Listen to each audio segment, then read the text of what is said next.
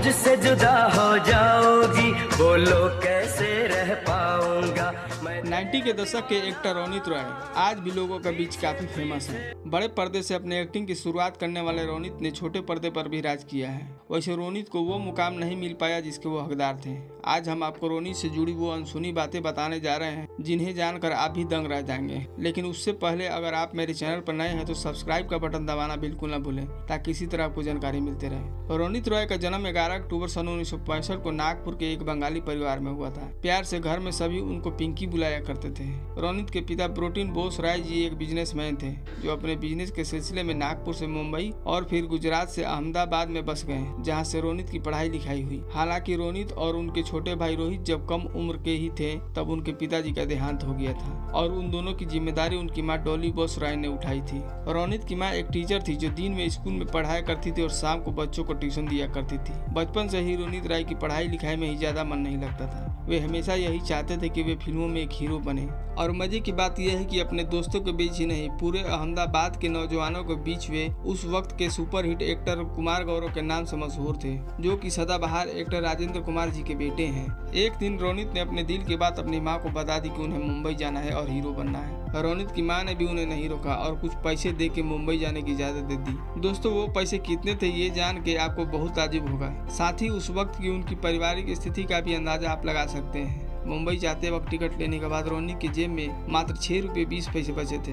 जो कि ट्रेन से उतरते ही ब्रेकफास्ट में ही खर्च हो गए। हालांकि रोनित को मुंबई में रहने की कोई समस्या नहीं थी, क्योंकि डायरेक्टर सुभाष घई उनके पिताजी के बेस्ट फ्रेंड थे, जिन्होंने कभी सुभाष घई को संघर्ष के दौरान उनकी मदद भी की थी। रोनित लगभग 4 सालों तक उनके पास रहे, लेकिन जब फिल्मों में काम नहीं मिला तो रोनित मुंबई के सीके रॉक होटल में मैनेजमेंट ट्रेनी के तौर पर काम करने लगे। उन्हें होटल में बर्तन धोने और साफ सफाई से लेकर सर्विंग टेबल और बार टेंडिंग तक का काम करना होता था, जिसके लिए उन्हें 600 रुपए पहली सैलरी के रूप में मिली थी। रोनित एक तरफ होटल में काम करते तो दूसरी तरफ समय निकालकर मॉडलिंग किया करते और ऑडिशन दिया करते। रोनित बताते हैं कि ऐसे ही ऑडिशन देने के दौरान उन्हें फिल्म जान तेरे नाम का ऑफर भी मिल गया और वे बतौर हीरो सेलेक्ट भी हो गए। दोस्तों, रोनित का हीरो बनने का सपना तो सच हो गया और उनकी फिल्म सुपर हिट भी हो गई। लेकिन रोनित कहते हैं कि जान तेरे नाम सिल्वर जुबली हुई थी, यानी आज के जमाने की 100 करोड़ रुपए की फिल्म, लेकिन इसके बावजूद मुझे 4.5 साल तक काम नहीं मिला। वर्ष 1992 में यह रिलीज हुई और अगले 6 महीने तक मुझे एक भी कॉल नहीं आया। फिर मुझे हर तरह का फालतू काम मिला जो मैंने 3 साल तक किया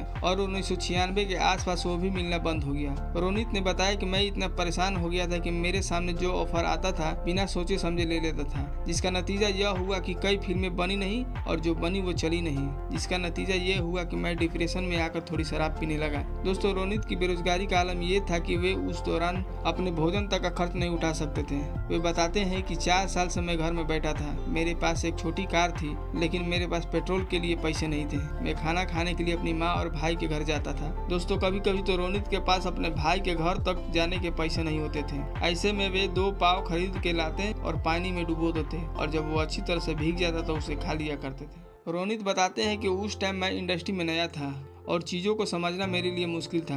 मैं ये जरूर कहूँगा कि experience is the best teacher. वो दौर ऐसा था जब मेरे पास पैसे नहीं थे, इसकी वजह से मेरी निजी जिंदगी भी प्रभावित हुई। मेरी पहली पत्नी से डाइवोर्स हो गया था। मुझे मेरी बेटी से अलग होना पड़ा। उसका बचपन मैंने मिस किया।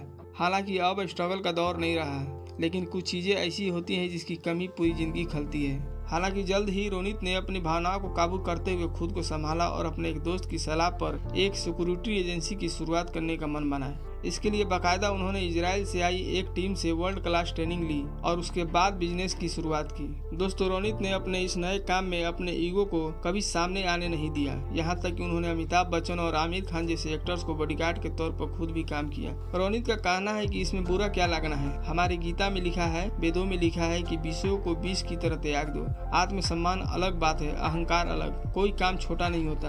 10 साल मैंने अकेले पूरी फिल्म इंडस्ट्री को संभाला है और खुद फील्ड पर रहा हूँ। चाहे वो बच्चन साहब हो, आमिर हो या फिर ऋतिक, उनके साथ खड़े रहना और उनकी सुरक्षा करना मेरे लिए गर्व की बात थी। यहाँ हम आपको बता दें कि Ronit Roy Ace Security and Protection यानी Ace Squad Security Services LLP agency के मालिक हैं, जो बड़े बड़े बॉलीवुड अभिनेताओं को शूटिंग और प्रमोशन आदि का सिक्योरिटी का काम देखती है। इसके अलावा जब भी कोई हॉलीवुड सेलिब्रिटी भारत दौर पर आता है, उस समय भी रोनित की एजेंसी सिक्योरिटी देती है। दोस्तों, बड़े बड़े एक्टर्स की सिक्योरिटी के दौरान रोनित ने एक हीरो और एक एक्टर के बीच के फर्क को महसूस किया। उन्होंने आमिर खान जैसे एक्टर्स को बहुत नजदीक से जाना और उनकी तैयारियों और एक्टिंग के प्रति उनके समर्पण को देखा और समझा कि एक्टिंग कैसे की जाती है। इस बार रोनित ने पूरी तैयारी के साथ छोटे पर्दे का रुख किया और कुछ शोज में काम कर एक्टिंग की दूसरी पारी की शुरुआत कर दी। इसी दौरान उन्हें एकता कपूर की टीवी सीरियल कसौटी जिंदगी के में काम मिला और इस शोज के जरिए रोनित मिस्टर बजाज के रूप में घर घर में फेमस हो गए और एक के बाद एक कई बड़े शोज में नजर आने लगे।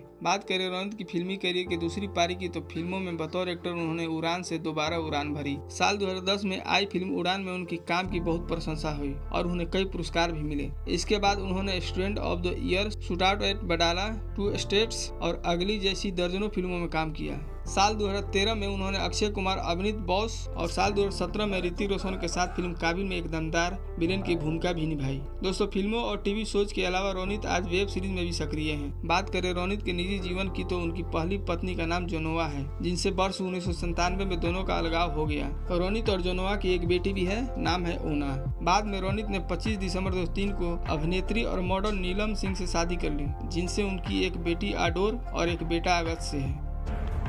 मौत को तो यूं ही बदनाम करते हैं लोग, तकलीफ